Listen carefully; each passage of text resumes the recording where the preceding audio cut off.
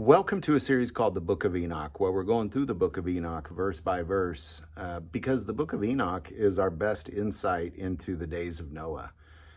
Enoch was the great-grandfather of Noah and the seventh from Adam, and to see, well, what will the world be like, as well as what we can expect through his prophecy, because both Jude and Jesus talked about the prophecy of Enoch, and Jude even quoted the prophecy of Enoch.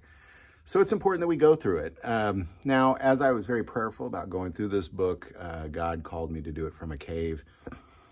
And I was in a public cave, and it just got really crazy in there. So it just got really busy in there with people. So I'm in this other cave here, and it's really creepy in here. I found this a long time ago with my children, and it's pretty creepy in here. But anyhow, God said do it from a cave, so here we go. We're just going to pick it up where we left off. Book of Enoch, chapter 4.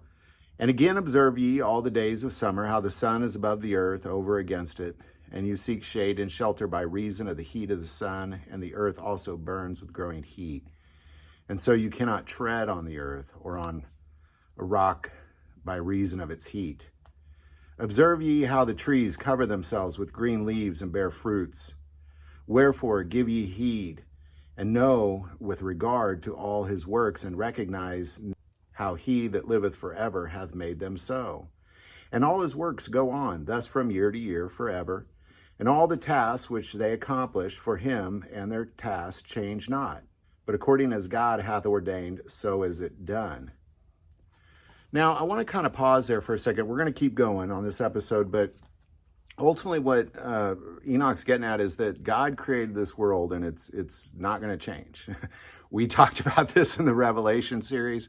We talked about this through Jude. I mean, it just doesn't change, and people say, well, where is this coming of the Lord? Because things have not changed. They've been the same now as they were then. What is this? But what Enoch is saying is this is how God has ordained it. And then until the end, this is just how it's going to be.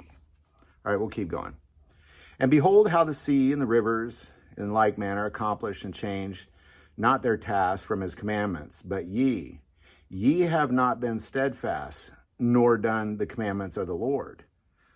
Now, again, I'm going to pause there, because what he's saying here, and this is what it's going to get into, is that God ordained the entire universe to be a certain way, including mankind. But the only thing to change was mankind. Everything else is the same.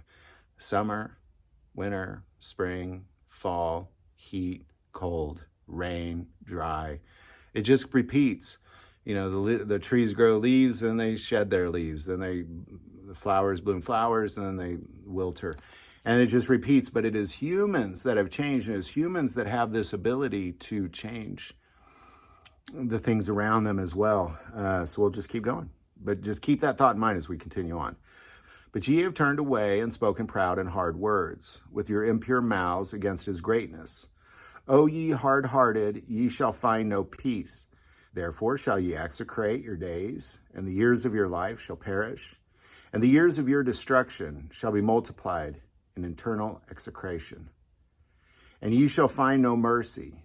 In those days you shall make your names an eternal execration unto all the righteous. And by you shall all who curse, and all the sinners and godless shall imprecate by you, and for you the godless shall be a curse. Now I'm going to pause there, because the Bible speaks about this in Romans, where it's talking about this idea that God doesn't change, and his attributes are clearly seen, but you deny him. And here's the consequence of that thing. So we're going to go to Romans 1, starting in verse 18. For the wrath of God is revealed from heaven against all ungodliness and unrighteousness of men who suppress the truth in unrighteousness. Because what may be known of God is manifest in them, for God has shown it to them. For since the creation of the world, his invisible attributes are clearly seen, being understood by the things that are made, even his eternal power and Godhead, so they are without excuse. Because although they knew God, they did not glorify him as God, nor were thankful, but became futile in their thoughts, and their foolish hearts were darkened. Professing to be wise, they became fools and changed the glory of the incorruptible God into an image made like corruptible man and birds and four-footed beasts and creeping things. Therefore, God gave them up to the uncleanness and the lusts of their hearts, to dishonor their bodies among themselves, who exchanged the truth of God for the lie and worshipped and served the creature rather than the Creator, who is blessed forever. Amen. So ultimately what you have here is you have Enoch really saying the exact same thing, saying that these things, they're not going to change, but you have changed. And there's consequences for that. For denying, as you look around this world and you see how beautiful and perfect everything is and aligned and how its patterns and its seasons are perfect, that you deny God. And because of that, unrighteousness sinks in, sin sinks in, and there are consequences for that.